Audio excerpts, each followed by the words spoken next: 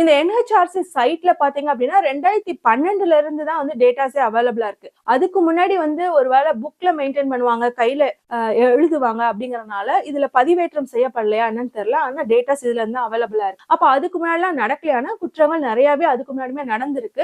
நமக்கு வந்து பேப்பர்ல படிச்சதோட நம்ம மறந்துருந்திருப்போம். அப்பெல்லாம் குற்றங்கள் நடக்கும்போது நம்மளுடைய மனநிலை என்னவா இருக்கும் அப்படின்னா, அந்த பேப்பர்ல வந்து போட்டிருப்பாங்க, தொடர் குற்றவாளியாக இருந்த, இதற்கு முன் 10 இடங்கள் செயின் பறிப்பு செய்த அப்படின்லாம் இருக்கும். அவன் செத்து போனா அப்படின்னோடனே நம்மலாம் அதை உயிராவே மதிக்க மாட்டோம். திருட்டு பையன் தானே செத்து போயிட்டான் அப்படிங்கிற மாதிரி நம்ம கடந்துமே வந்திருந்திருப்போம். நம்மளோட மனநிலையே நம்மளே எவால்வ் ஆகாம தான் இருந்திருப்போம். அந்த வீட்டுல இருக்கவங்களும் பாத்தீங்க அப்படின்னா ஹியூமன் ரைட்ஸ்னா என்ன அப்படிங்கிற அவேர்னஸ் கூட இருக்காது. அவங்களுமே என்ன நினைச்சுக்கோங்கன்னா, இந்த பையன் எப்ப பார்த்தாலும் திருடிட்டு தானே கடந்தா, அப்புறம் என்ன போலீஸ் என்ன பண்ணுவாங்க அப்படின்னு தான் யோசிச்சிருந்திருப்பாங்க. ஆனா அடிக்கிறது தப்பு, அடிச்சு கொலை செய்யறது தப்பு அப்படிங்கிற அவேர்னஸ்லாம் லேட்டரா தானே வந்திருக்கும்.